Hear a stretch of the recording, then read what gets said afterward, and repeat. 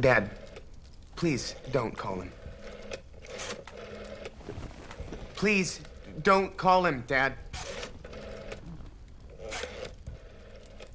Please. You don't really know Elton John, do you?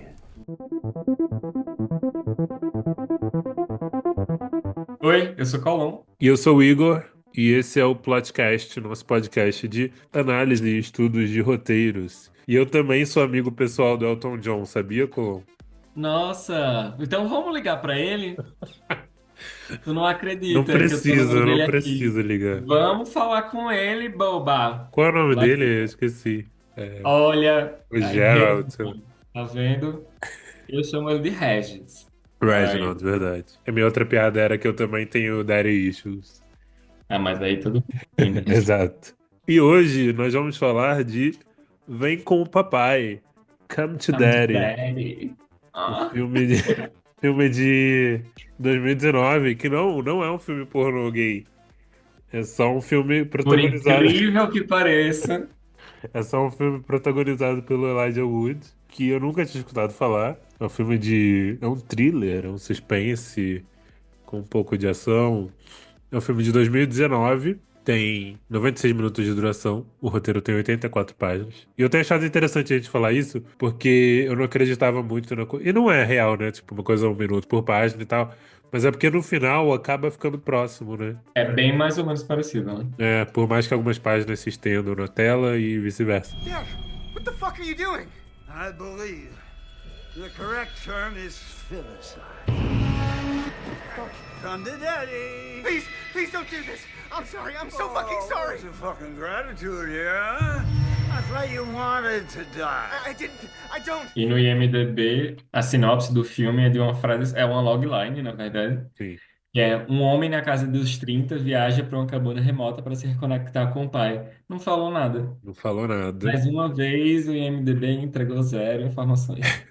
O filme é dirigido pelo Ant Chipson, que também teve a ideia do filme, mas o roteiro é do Toby Harvard, que O nome dele é Formiga, agora que eu vi.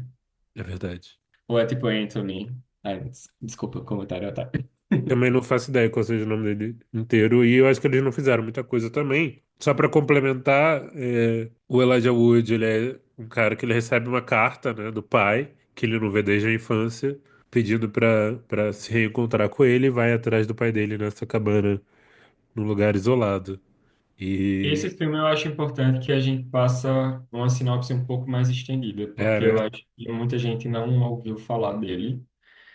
Tiveram sorte. E aí, né? E aumentando ainda um pouco, falar um pouco da história mesmo, né? Que é esse homem de 30 anos que recebe uma carta do pai do nada. Também é estranho que ele recebeu uma carta em pleno 2019. E o pai dele pede para que ele vá visitá-lo. Então ele vai para um lugar bem distante de tudo, visitar o pai. E o pai é super estranho com ele. Ele é super estranho de uma forma geral e é super estranho com ele. Mas, de repente, na primeira metade do filme, talvez no primeiro terço do filme, o pai morre. E ele começa a ouvir algumas coisas estranhas e descobre que o verdadeiro pai dele morava naquela casa e está preso num porão. Ele consegue salvar o pai, mas descobre que o cara que estava na casa fingindo ser o pai dele era um cara que era amigo do pai e tinha sido roubado pelo pai junto com outras duas pessoas, pois os quatro sequestraram uma menina na Tailândia, ficaram super ricos. E foi assim que Elijah Wood ficou rico, no caso não Elijah, o personagem, sem nem saber disso, e ele precisa matar essas pessoas que querem matar ele e querem matar a mãe dele. Então, meio que é isso, ele mata os três e no final se reencontra com o pai verdadeiro. E o problema do filme, para mim, antes, é meio que é só isso mesmo. Mas falando sobre expectativa, eu vou falar a minha pergunta tua, Tá. é que no início, pelo trailer, eu achei que ia ser bom. É um bom trailer, é um bom trailer. Mas ainda pelo trailer, na parte final, eu achei que poderia ser ruim. Então foi uma coisa meio. Vamos lá ver. Eu nunca tinha nem escutado falar, né? A gente viu o trailer juntos. E eu fiquei curioso, assim, acho que podia ser no máximo um suspense divertido, assim. Gosto do Elijah Wood. Acho curioso também observar que Elijah Wood foi protagonista de uma grande franquia adaptada de fantasia, que foi Senhor dos Anéis, né? E ele fez muito projeto diferentão, assim, né? Depois, mais independente, mais indie, assim. Coincidentemente, eu acho que o Daniel Radcliffe, né, que fez Harry Potter, também seguiu essa linha. E esse é o último, era a observação que eu tinha. Mas sobre o filme, Outro que é, fez isso também foi Robert Pattinson, mas só que eu acho que Robert Pattinson teve mais ele é sucesso. maior, também acho. Mas, eu tava esperando que fosse ser um suspense divertido. E sei lá, eu acho que ele planta umas coisas legais, mas não colhe direito. E sei lá, eu acho que os temas, enfim, a gente vai se aprofundar mais ainda, mas eu acho que ele não mergulha em nada, assim, profundamente, assim. Eu não sei. Eu não acho que é nem que ele não queira. Eu acho que, sei lá, ele não vai e aí vira um filme que existe, assim, que nem a gente estava falando antes da gravação. Eu achei que foram boas ideias que não foram bem aproveitadas.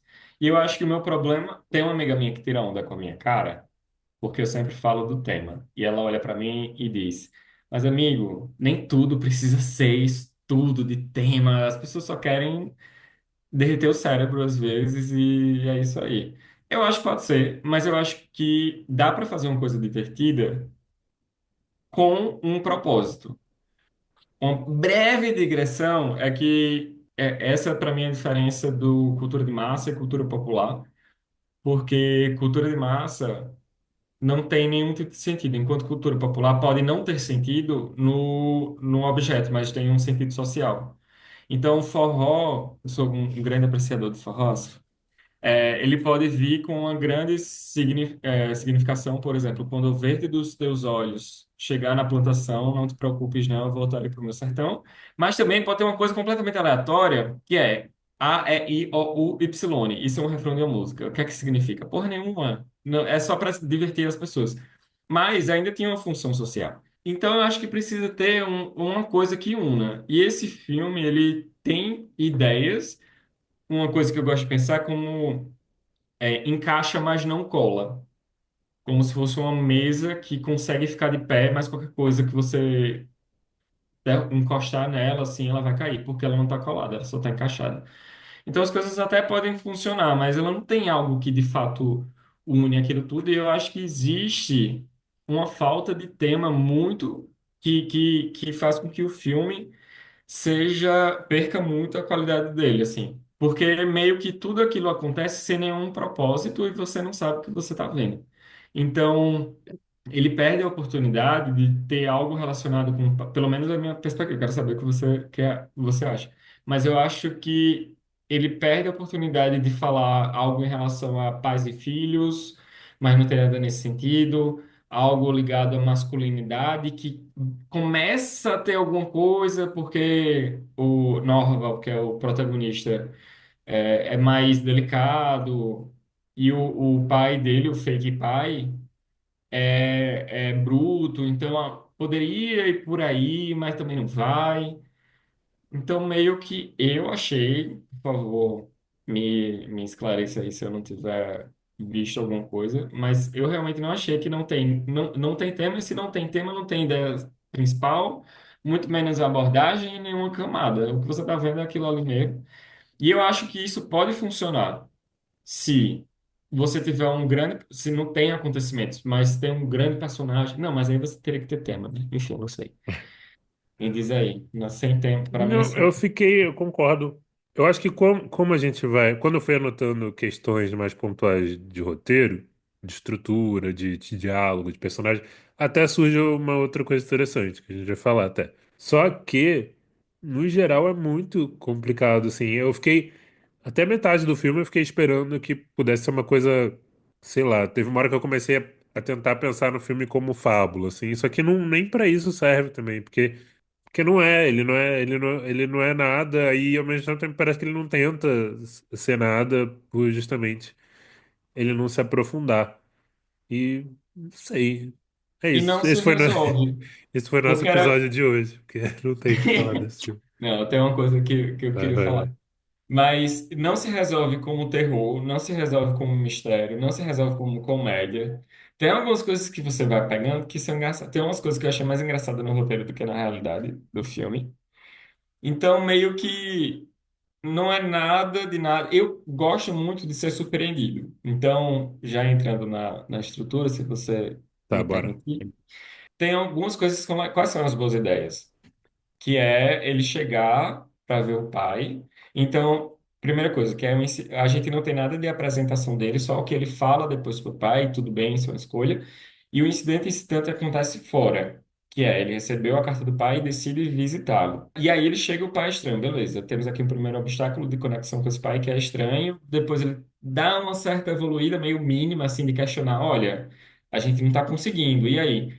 E aí o pai, o fake pai, tenta matá-lo logo no início, na página 25. E isso eu achei bem legal, porque, como eu não sabia nada do filme, na página 24, na verdade, eu fiquei, nossa, se ele é o inimigo, se ele é o antagonista, se ele é a coisa estranha e ele morreu agora, o que é que esse negócio vai me apresentar? Estou curioso, quero saber.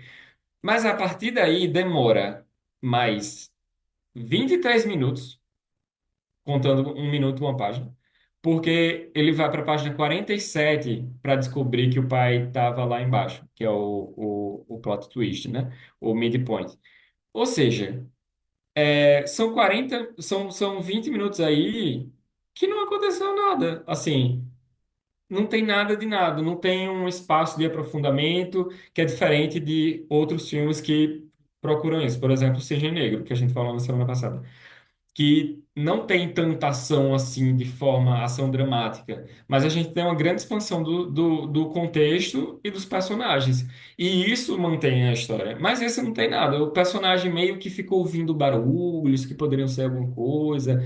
Ele meio que se relaciona com a menina lá do necrotério, mas também não vai para lugar nenhum. E aí, depois desses 47 minutos que você acha que o filme é uma coisa, vá para aquela parte de ação que poderia ser divertida. Não sou contra a violência em filmes, muito pelo contrário, gosto de violência em filmes, amo Tarantino, mas se não tem uma coisa de contexto, fica parecendo um pouco aquele fake UFC. Como é o nome daquilo? WWE, é uma coisa assim. Que é aquele povo que fica só brigando e tá tudo bem se você gosta. Só que assim, você tá vendo um filme, né? Isso é outra mídia, outra forma de contar uma história. Então, se eu for ver só a violência, dá para ver essa coisa. Eu não preciso ver um filme, já que o contexto ele não me ajuda em nada, porque ele tá lutando contra dois caras aleatórios, não tem nenhum tipo de transformação no personagem. O contexto ele é minimamente interessante, mas não é tão interessante assim. Então você fica assim, gato, qual é o objetivo dessa briga toda? Assim, meio que foi para mim conveniente. Muito do que foi escolhido ali foi conveniente. E aí, o que eu vou, depois que você falar, eu vou fazer uma proposta, para não ter um episódio de 10 minutos, que é uma alternativa.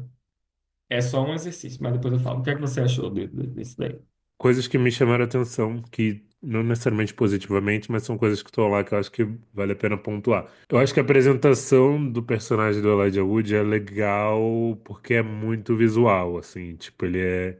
No roteiro fica mais claro, assim, né? Porque ele cita muita marca, né? Ele se veste com roupa de marca, ele tem um iPhone que só tem 20 iPhones daquele no planeta. Ele usa a bota do Tom Ford.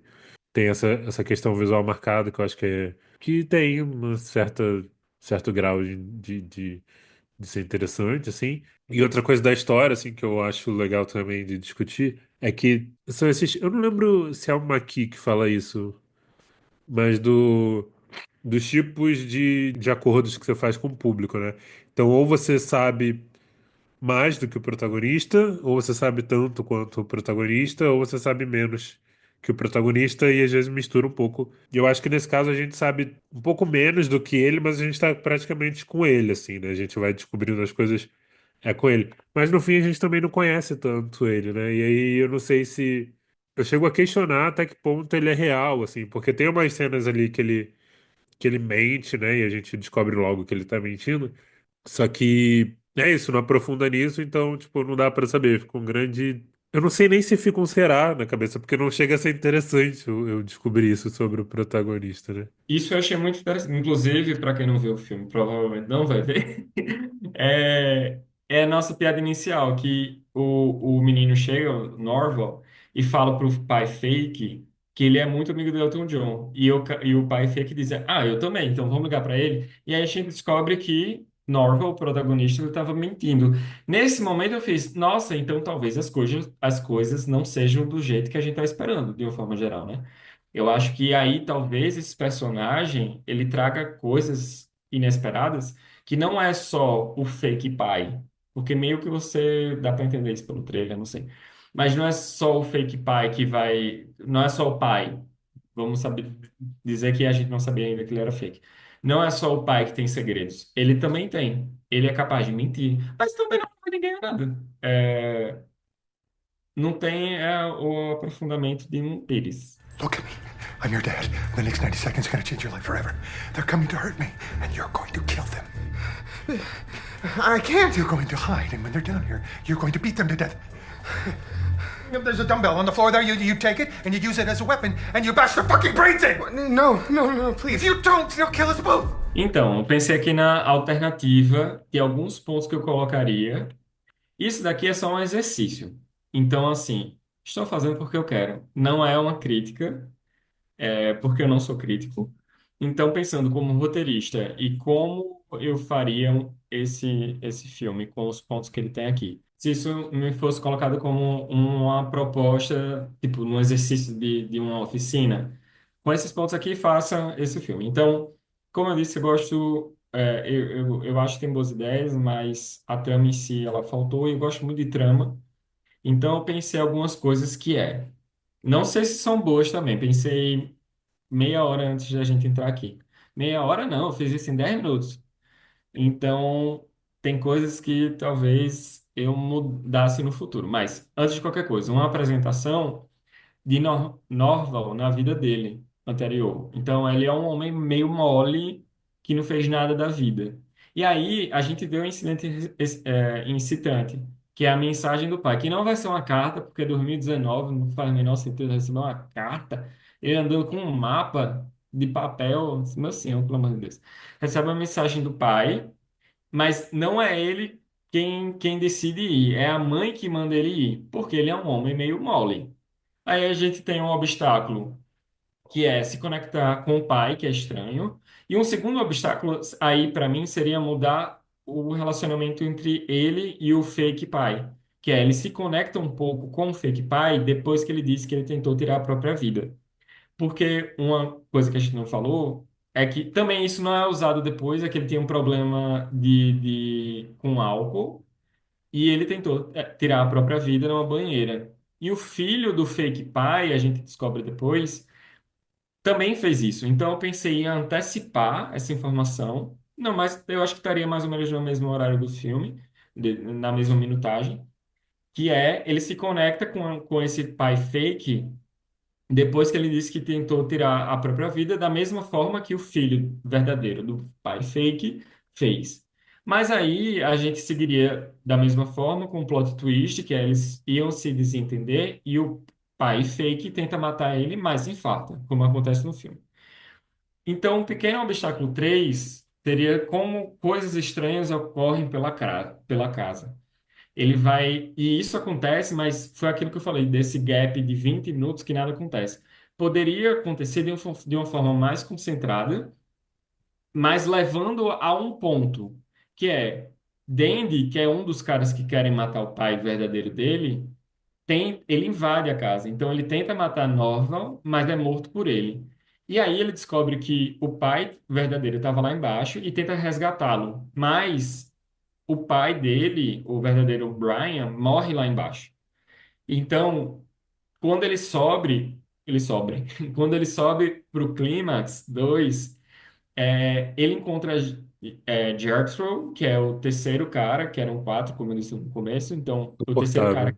Insuportável. Depois eu falo. Falei que ele é insuportável, mas depois eu falo dos Ele, personagens. ele aparece lá, e tenta matar Norval, mas é morto por ele. Ou seja, ele deixou de ser aquela pessoa muito medrosa, muito delicada e toma. Aí tem um arco do personagem. No final, foda-se tudo, ele toca fogo na casa. A gente ia perder um pouco do humor que tem no final do filme, mas ainda assim dá pra fazer com humor. Que é da parte do hotel, que tem a casa Uhum, de swing, que tem a massagista que é bombada. Mas dava para fazer isso de uma forma divertida também. Então, essa é a minha perspectiva em que tem um desenvolvimento do personagem, tem um desenvolvimento do contexto, tem uma problemática progressiva, tem relacionamento entre os personagens desenvolvidos, é um relacionamento desenvolvido entre os personagens, tanto do pai fake quanto do pai verdadeiro que estava lá embaixo. Eu acho que isso resolveria muita coisa. Se eles me mandassem um roteiro para que eu fizesse Doctor, uhum. eu teria dito isso, mas ninguém me perguntou nada. Mas aí eu falo aqui agora pro meu amigo Igor. E, tipo, e outra coisa que eu tava pensando também enquanto eu assistia, eu fiquei pensando, nossa, parece filme de pandemia, só que não é, porque o filme é de antes da pandemia, né? Tipo, tem pouca gente, é isolado e tal, mas enfim.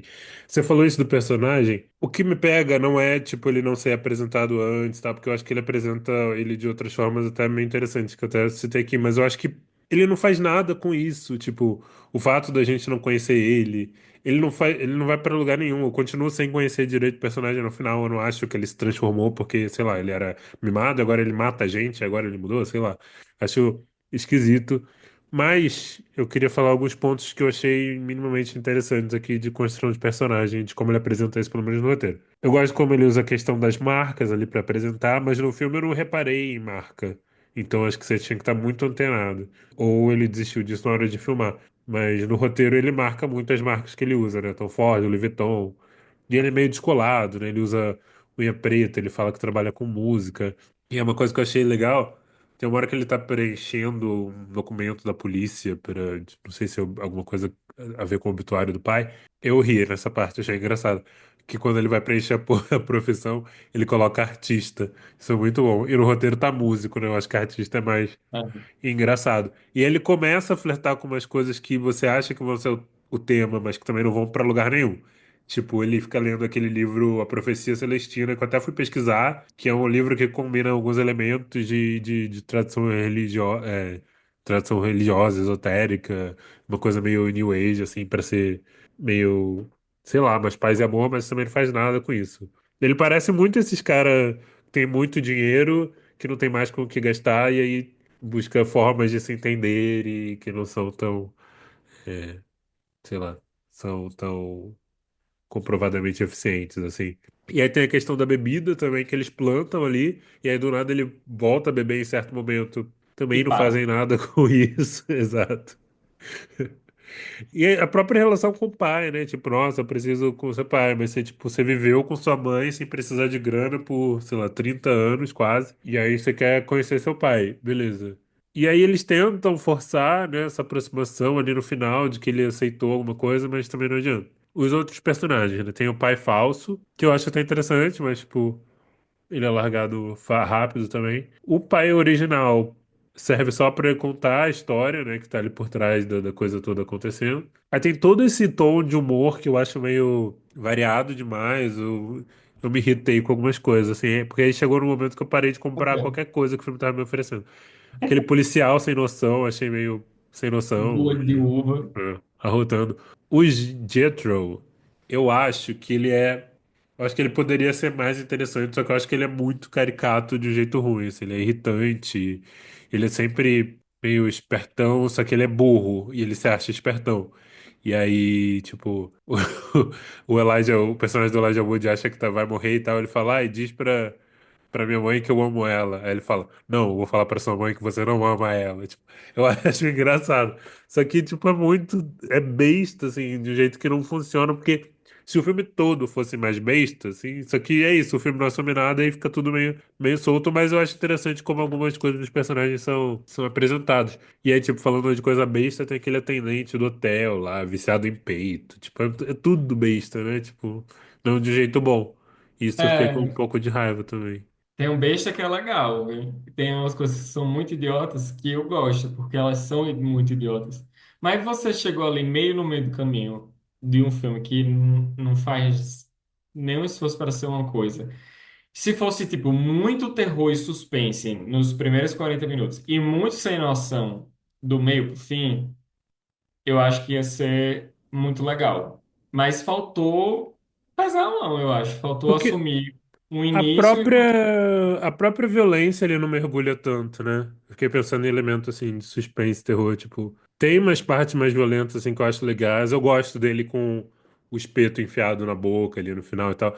Só que não mergulha muito, tipo, eu acho que podia ser mais sangrento, não sei. É, que tem aquela parte com que ele mata o Dandy, que é que ele fica enfiando o gato É. nas partes do cara e depois sufoca, e depois bate com o negócio, fica bem sangrento. Mas eu acho que é diferente. Eu acho que poderia assistir Tarantino. Eu acho que Tarantino é um bom professor. E aí que tá, por exemplo, Tarantino, para que comparar? Eu acho que faz sentido. Tarantino, no Kill Bill, por exemplo, a gente tem uma progressão de dificuldade. O primeiro filme é bem diferente do segundo, mas em ambos tem a briga pela briga, mas aquilo ali está dentro do contexto. Essas brigas, elas transformam ou elas apresentam ou qualquer coisa do tipo, então é muito legal ver. Assim como o Uma Vez em Hollywood, que o filme inteiro não tem violência, tem uma briga do Jet Li, do Bruce Lee, na verdade. Uma coisa meio assim, mas só vai ter violência depois, no final, que é uma super catarse de violência, Uhum. assim, que é contra os seguidores de Mason. Então é muito legal. Inclusive tem Madison, a atriz, Mickey Madison, né?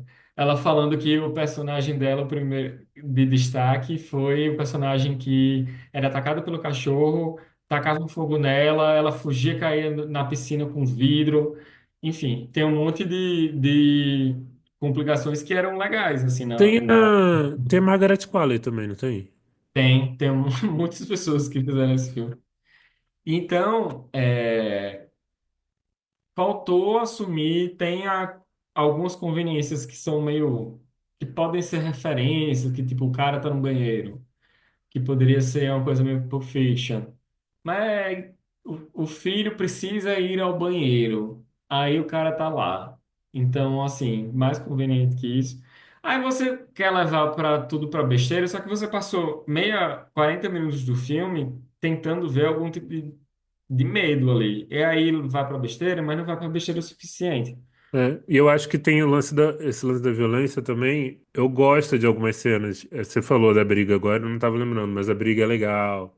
Tem outras coisas interessantes. Só que, tipo, não tem como uma briga que acontece na primeira metade do filme ser o momento mais violento e mais impactante. Tipo, no final tem coisa legal, mas, tipo, a batalha final, entre aspas, assim, não é grande coisa, né? Tipo, toda essa primeira parte é muito mais violenta e muito mais divertida quando tem esses momentos do que na parte final. Você concorda? Eu acho que não, nada foi bom. Parece que teve uma parte melhor que a outra. As coisas de terror, a atmosfera, nada daquilo. Ah, uma coisa que eu acho importante, que mas aí voltando para o tema, que uma grande questão ali com o terror é a insegurança de estar com o desconhecido. Então, o protagonista está com um desconhecido que diz ser o pai dele. Mas como nada é criado, poderia ser qualquer pessoa. Eu não vi aquele filme The Barbarian, que eu não Uhum. sei como é em português. Mas o que eu lembro do trailer é um cara diz: eu tô alugando aqui esse Airbnb, e a mulher disse: mas eu também aluguei esse Airbnb. Então são dois conhecidos na mesma casa, desconfiando um do outro. E a dinâmica é a mesma, porque se é pai e filho, mas são desconhecidos, deveria ter algum outro tipo de situação que fizesse a situação ficar mais interessante. Mas não tem. Fica meio dois desconhecidos que poderiam ser qualquer pessoa juntas. Poderiam ser uma mulher e uma idosa na mesma casa por outro motivo. Então, assim, foi só uma tentativa de justificativa para a segunda parte do filme de violência, mas acho que não colou também, né? Eu não sinto que a transformação do personagem esteja diretamente associada com o fato dele finalmente descobrir a verdade sobre a família dele, né? Você citou Barbárie, é interessante porque eu nunca revi Barbárie. Eu gostei, ok, do filme, acho legal. Mas uma coisa que é legal é que ele também tem uma grande virada no meio, só que ele é muito mais genial quando ele faz isso. Não vou dar spoiler para você também. E tem um momento que parece que começa um outro filme, assim, só que ele faz isso muito bem. E é isso. Eu acho que o meu problema é pensar. Eu acho que eu já falei isso 15 vezes, mas é tipo, quando eu começo a pensar, tipo, o filme tenta fazer tal coisa, mas eu acho que ele nem tenta fazer essas coisas que a gente está comentando, assim. Então é difícil. Eu não sei, de repente a gente perdeu alguma coisa aí no meio de ser uma fábula mesmo, essa coisa da ligação com o pai, mas não sei. Eu olho minhas anotações e eu fico pensando que realmente não vai para lugar nenhum no final. Eu tô vendo aqui a nota dele no IMDb, ficou, pelo crítica, ficou 64. E aí tem gente que deu 100. Meu filme favorito de terror do ano até agora. É Come to inteligente. Daddy? Sim, quem falou foi Laurie Kichter. De onde? Do filme Threats. O IndieWire deu 83. Estou buscando as mais conhecidas, assim. O que foi que Isabela Boscov falou? Ah, ela Acho não deve ter que visto. isso. Mas teve um que foi o Screen dele que deu 30. Olha, eu acho que pelo esforço, enfim, não sou crítico, mas pela quantidade de ideias boas mal aproveitadas, eu não daria mais que 5, não. Acho que 6 no máximo. You are a cold-blooded psychopath. I'm a psychopath. You're a muscle-bound prosy who gets lonely men into headlocks for cash. And let me tell you something else, sweetheart. There's been this invention called deodorant. You should try it sometime. All right? E aí, no roteiro, pensando na estrutura do roteiro escrito, né? Não Tá. na narrativa. Tem uma coisa que você falou algumas vezes da roupa dele, e isso eu achei legal, e também não foi aproveitado, porque no filme, e não sei por que, eu acho que eles tinham dificuldade de gravar na floresta, porque ia sujar a bolsa Tom Ford. Então ele meio que parece qualquer coisa, assim, as roupas dele não parecem de marca. Tirando o iPhone dourado, é tudo meio tipo um cardigan. Como é que eu sei que isso é de marca? Porque pode, se for super elegante. E aí tem o ponto do roteiro em si, que é quando ele chega lá no ponto de ônibus para visitar o pai, que é a primeira cena, tá assim, vestido inapropriadamente para o deserto desolado em que se encontra. Duas, três fases depois, ele explica o que é essa roupa cara, que é o chapéu rico, a roupa, o sapato Tom Ford, a bolsa Louis Vuitton e tal. Talvez eles tivessem um problema com a marca, né, de não poder aparecer. Mas essa primeira frase, que é vestido inapropriadamente para o deserto desolado em que se encontra, e só vai aparecer duas depois, eu já parei aí, porque eu fiquei. Ao invés de colocar inapropriadamente, ele já deveria especificar aí, ao invés de colocar depois, o que vinha. Porque eu parei nessa frase e eu me perguntei, ele tá como? Ele tá de casaco? Ele tá de terno? Ele tá de roupa de cidade grande? E de fato era roupa de cidade grande. Mas eu acho que isso deveria ter vindo antes. E não é o fim do mundo, no geral, eu achei ele bem escrito, dá para entender tudo. Tem algumas coisas que são comentários, mas não atrapalham. Olha, um elogio. Acho que foi bem escrito. Você falou agora, eu lembrei do meme das gays voltando pra cidade de Natal no Natal, Sim. com a roupa super descolada, etc. Mas Eu voltando para João eu Pessoa não com medo sei. E de aí, Natal. tipo, aí abre, no roteiro não tem isso, mas no filme começa com uma citação de Shakespeare e aí com uma citação da Beyoncé, tipo, isso, really? Tipo, parece uma piada que meio fácil, assim. Mas tá, roteiro. O que que eu gosto do roteiro? Eu gosto, ele faz uma coisa que eu gosto aqui, que eu já falei em outros episódios, que é de deixar as ações mais espalhadas, assim, não deixar num parágrafo só.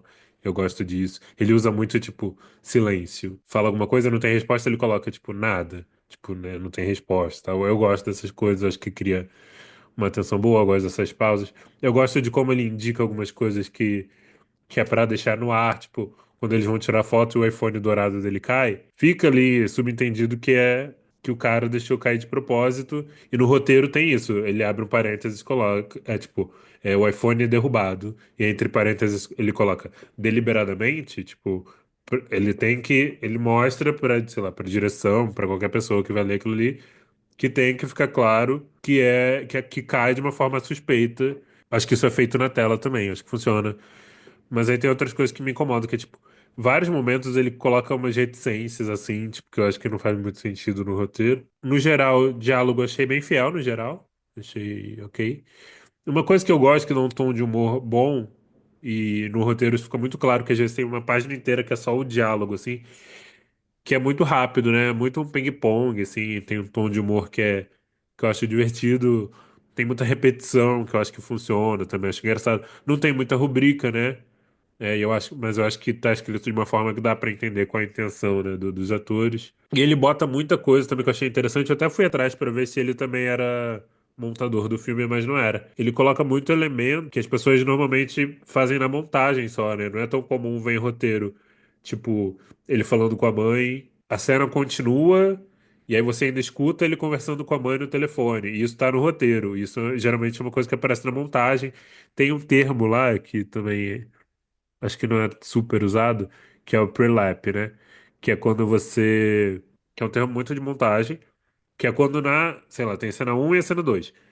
Quando no final da cena um você já planta alguma coisa do diálogo que tá na cena 2. E aí você indica prelap para indicar que vai estar na cena seguinte. Mas é uma coisa muito de associada à montagem. Eu achei interessante ver essas coisas também. Por isso que eu fiquei na dúvida se ele era um cara de montagem, mas não era também. E o único momento que ele brinca um pouco com o formato, que até me lembrou o da Substância, mas tipo, só porque ele brinca com a fonte, é quando ele encontra o cara grandão no banheiro, e aí ele fala, tipo, oh shit. E aí no roteiro esse oh shit tá numa letra minúscula, assim, tá numa fonte muito pequena para mostrar que ele tá com medo do cara que ele encontrou aí. E aí eu acho que teve esses pontos interessantes de ler o roteiro. Por isso que foi legal, pelo menos, ler o roteiro por causa disso, assim, de como ele faz algumas coisas que eu achei interessante. Aí, viu? Deu para falar coisas positivas. Com muito esforço. É, eu acho que o roteiro e o filme são meio equivalentes, assim, de o que é que você acha melhor. Eu acho que é meio a mesma coisa. Talvez se eu tivesse visto o filme sem ter lido o roteiro, eu ia achar chato Você leu junto também. ou leu. Não, primeiro eu li, depois eu vi o filme. Eu fiz o contrário. Eu nunca tinha visto o filme, os outros eu já tinha visto, né?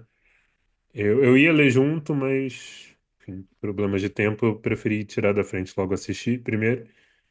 E eu acho que eu gostei mais do roteiro, assim, porque pelo menos eu consegui observar algumas coisas de escrita que me interessam, assim. Agora, como filme, eu achei mais flat, assim. Tem coisas que não estão no filme que te chamaram a atenção? O silêncio. Nada me chamou muita atenção de uma forma geral, assim. É, eu anotei três coisas que não Ok. necessariamente eu sinto falta no filme. Quando eles vão tirar foto com o celular, ele usa um pau de selfie. Sim. E no, no filme eles tiram direto segurando o celular. Ia dar muito mais trabalho, né? Eles derrubarem um pau de selfie. Antes da polícia chegar, quando o falso pai morre, é um pouco mais longo, né? Tipo, aquele período da noite e tal, tem os barulhos, tem várias coisas ali que parece que ele tá pirando.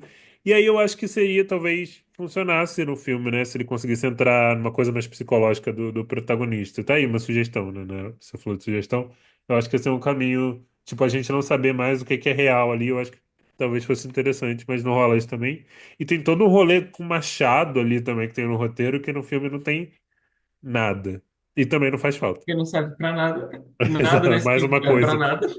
Tem uma amiga, Silvana Pérez, que escreve para o Boca do Inferno, uma querida. Eles têm um podcast também que ela participa, que ela não gosta dessa coisa de tipo, mas tal filme não precisava fazer tal coisa, não precisava. E ela fala que, tipo, não, nenhum filme precisa, né? Tipo, a gente não precisa de nada.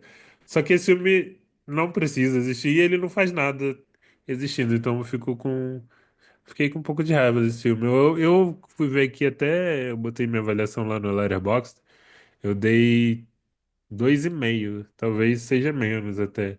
Mas é uma pena, porque eu queria ter gostado mais, assim. Porque eu acho que é isso, eu acho que tem muita coisa interessante, só que ele não faz nada com nada. Falou tudo, é isso. Nossa. E Nada com nada. qual a sua. É isso? Tá Derek com acabando? nada, nada com Derek. E qual a sua cena favorita? Eu acho que quando ele chega e tá tendo a primeira conversa com o fake pai, né, na mesa de jantar, que eu inclusive te mandei o trecho, que é uma piada meio sutil do tipo, eu tenho distúrbio de, sei lá, vou inventar qualquer coisa, distúrbio de problema com álcool. E aí o pai pergunta, o que é isso? Problema com álcool.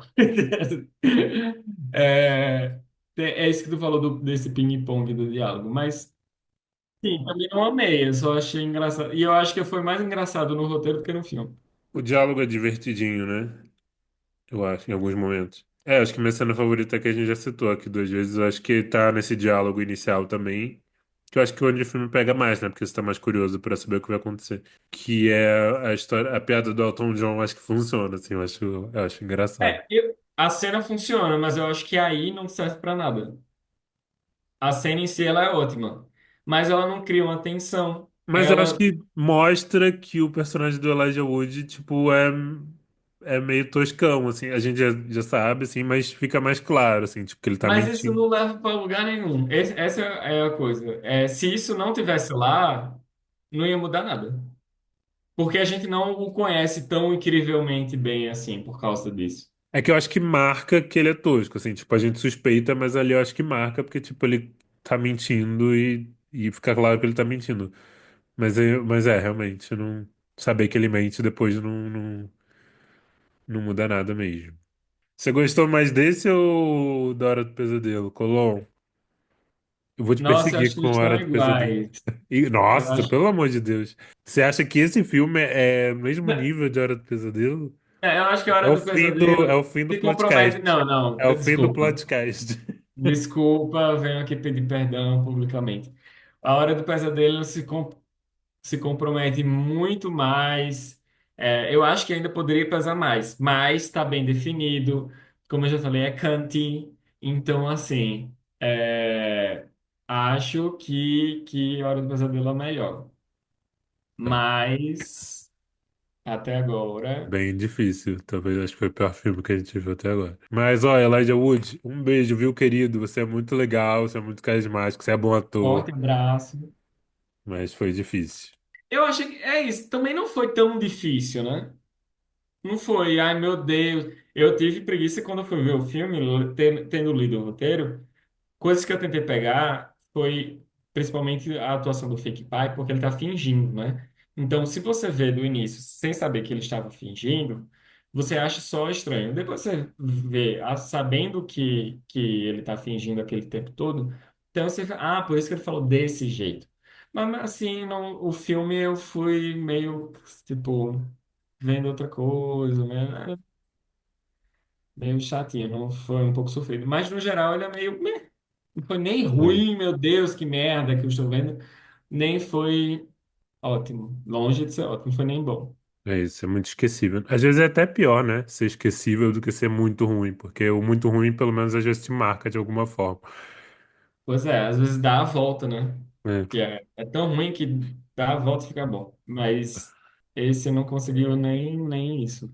é isso. Mas nada, né? É isso. Mas é isso. Semana que vem temos esperança que vai ser. Vamos indicar um. Vamos analisar um filme melhor.